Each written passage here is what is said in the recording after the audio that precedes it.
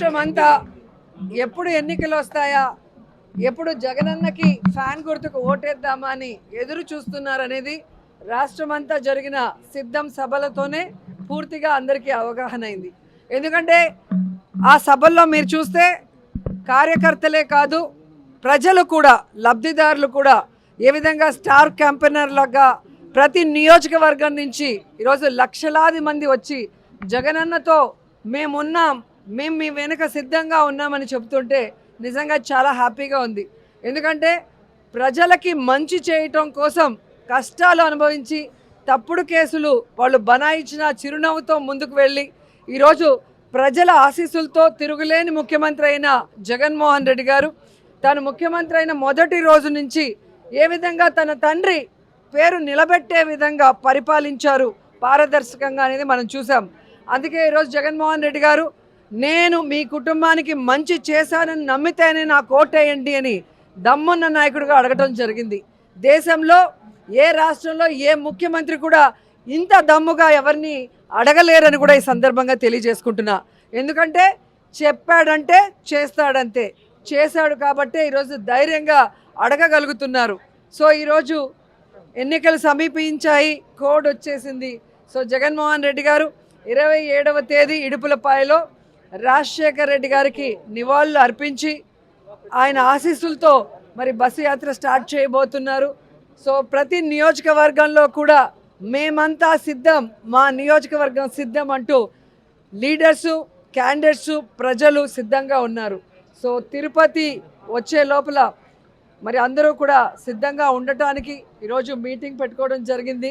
చిత్తూరు ఆరు పూలతలపట్ల ఒక మీటింగు, అలాగే కాళహస్త్రి ఆరు నాయుడుపేటలో ఒక మీటింగు ఈ జిల్లాకి, పాత జిల్లాకి సంబంధించి అని చెప్పడం జరిగింది. సో మా కాన్స్టిట్యున్సీలో అందరూ అప్పుడే రెడీగా ఉన్నారు. ఎందుకంటే మొన్నే మీరు చూశారు, లక్షలాది మంది వచ్చినా కూడా ఇంకా మమ్మల్ని పిలవలేదు, మమ్మల్ని తీసుకెళ్ళలేదని. అదేంటో కానీ ఏ సినిమా యాక్టర్కి లేని క్రేజు జగనన్నకుంది. అది రియల్ హీరో.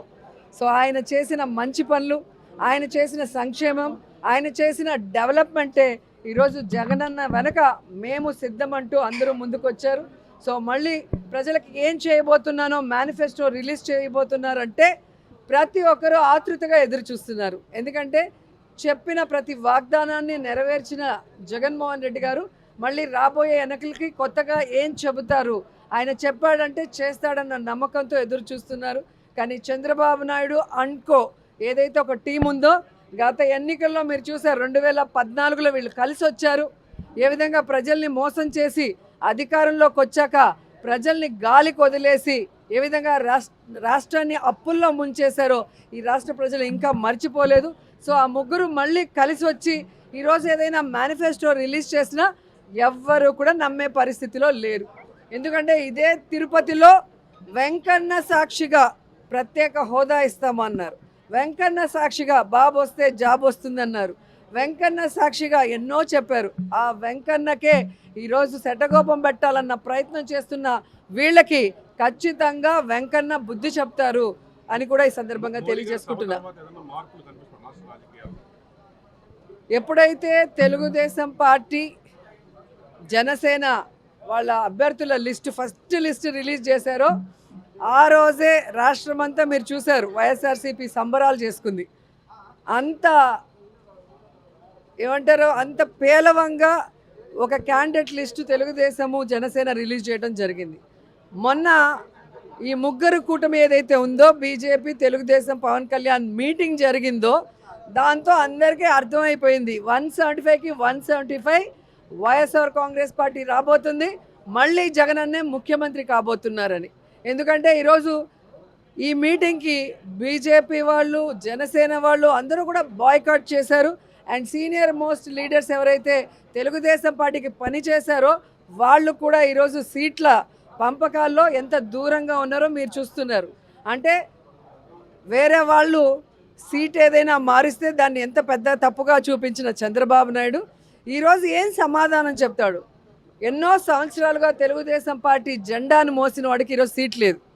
ఎలాంటి వాళ్ళకి సీట్లు ఇచ్చారో మీరు చూస్తున్నారు. ఇక జనసేన గురించి అయితే చెప్పాల్సిన అవసరమే లేదు. 24 సీట్లు అన్నాడు, గాయత్రి మంత్రం అన్నాడు, అశోక చక్రంలో ఊచలు అన్నాడు. ఇప్పుడు 21కి ఇంకా త్రివిక్రమరావు డైలాగ్ రాసిచ్చినట్లేడు, అది చెప్పట్లేదు.